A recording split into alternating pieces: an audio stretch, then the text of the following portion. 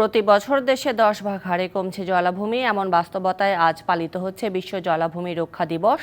এদিকে দায়িত্ব নেয়ার পর থেকে খাল খনন, পুনরুদ্ধার, অনিয়ম ও দুর্নীতির বিরুদ্ধে কাজ করা শুরু করে অন্তর্বর্তী সরকার। এসব নিয়ে আরও বিস্তারিত জানার চেষ্টা করব। আমাদের সাথে বার্তা কক্ষ থেকে যুক্ত হয়েছেন বিশেষ প্রতিনিধি মনিরুল সোহাগ। সোহাগ, দিন দিন জলাভূমি উজাড় হলেও তা রক্ষায় সরকারের বা সংশ্লিষ্টদের ভূমিকাকে কিভাবে দেখছেন বিশ্লেষকরা? আপনি জানেন যে আসলে যে উদ্যোগের কথা বলা হচ্ছে, বিশেষত যদি আমরা রাজধানীর খাল খনন এবং জলাশয় পুনরুদ্ধার এই বিষয়গুলো ধরি, আমরা কিন্তু অতীতে দেখেছি যে দুই সিটি কর্পোরেশন আসলে ব্যাপকভাবে এই ধরনের কার্যক্রমের উদ্বোধন করা, শুরু করা এবং জাঁকজমকপূর্ণভাবে আয়োজন করে এই কাজের শুরু করা, সেটি কিন্তু আমরা দেখেছি। কিন্তু ফলাফলের জায়গায় কিন্তু আসলে বলা যায় তেমন কোনো ফলাফল কিন্তু পাওয়া যায়নি সেই কার্যক্রমগুলো থেকে।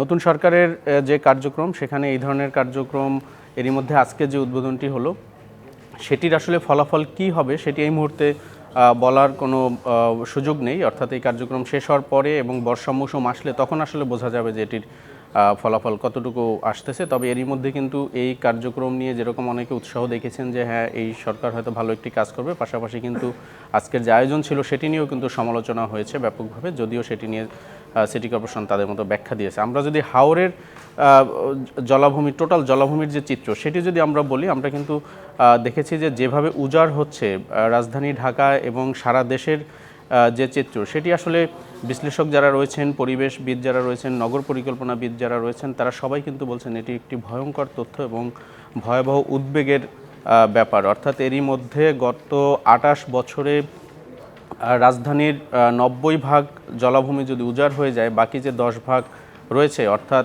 যতটুকু ছিল তার 10 ভাগ, সেটি টোটাল রাজধানীর যে সীমা তার 2.91 ভাগ এরকম পরিসংখ্যান এসেছে। সেটি আসলে উজাড় হতে খুব বেশি সময় লাগবে না যদি এখনই শক্তভাবে এই লাগামটি টেনে ধরা না হয়। এবং জি সোহাগ, তাহলে জলাভূমি রক্ষা না হলে এত উদ্যোগের পরেও কি ধরনের সমস্যা তৈরি হতে পারে? নগর ও পরিবেশ বিশ্লেষকরা কি বলছেন এ ব্যাপারে? নগর ও পরিবেশ বিশ্লেষকরা যেটি বলছেন যে এভাবে যদি চলতে থাকে তাহলে আসলে এই যে শহরগুলো রয়েছে, রাজধানী থেকে শুরু করে দেশের অন্যান্য যে সকল বড় শহর, চট্টগ্রাম, রাজশাহী, খুলনা,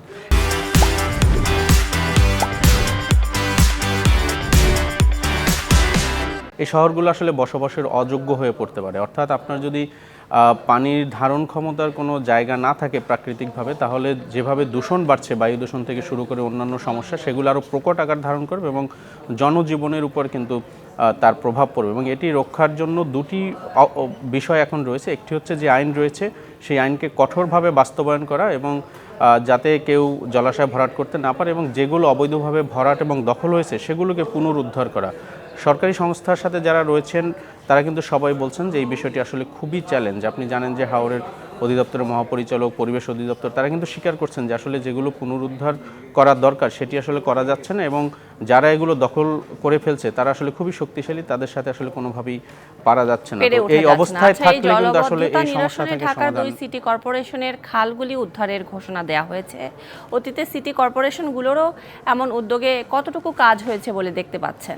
যেটি শুরুতেই বলেছিলাম, আসলে প্রতি বছর বর্ষা আসলেই কিন্তু আমরা দেখি যে রাজধানী কয়েক মিনিটের বর্ষায় কিন্তু বৃষ্টিতে এটি আসলে ডুবে যায় পুরো রাজধানী। এটি যে নাগরিক দুর্ভোগ তৈরি করে প্রতি বছর বৃষ্টির সময়, কিন্তু সেই চিত্রগুলো নিয়ে দেখা যায় এবং সাধারণ মানুষ থেকে শুরু করে সবাই এই বিষয়গুলো নিয়ে কথা বলে। কিন্তু এই যে খাল খননের কার্যক্রম যেটি উদ্বোধন হলো, এর আগে আমরা দেখেছি 2 সিটি কর্পোরেশন ব্যাপক খরচ করেছে এই ধরনের কার্যক্রমে, কিন্তু আসলে তার ফলাফল বা সুফল কিন্তু তেমন একটা পাওয়া যায়নি। তো আজকে যে উদ্বোধনটি হলো এবং আরও বেশ কয়েকটি খাল চিহ্নিত করা হয়েছে 2 সিটি কর্পোরেশনের মধ্যে, যেগুলো উদ্ধার করে সামনে যাতে জলাবদ্ধতা না হয় সেই বিষয়ে আসলে একটি নিশ্চয়তা তৈরি করতে চায়। তবে সরকারের এই কার্যক্রম যদি শুধু উদ্বোধনের মধ্যেই সীমাবদ্ধ থাকে বা এই আয়োজনের মধ্যেই সীমাবদ্ধ থাকে, সেক্ষেত্রে আসলে অতীতের মতো কোনো ফলাফলই পাওয়া যাবে না। যদি এটি আসলে প্রকৃতপক্ষেই খালগুলো উদ্ধার করা যায় এবং সেগুলোকে সচল রাখা যায়, সেক্ষেত্রে হয়তো রাজধানীর যে জলাবদ্ধতা বৃষ্টির বর্ষার মৌসুমে, সেটি থেকে কিছুটা নিরসন পেতে পারে এবং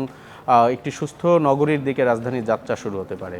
নিশ্চয়ই এখন দেখার বিষয়ে বর্ষা আসার আগেই এইসব উদ্যোগ কেমন প্রভাব ফেলবে। ধন্যবাদ সোহাগ আপনাকে যুক্ত হবার জন্য।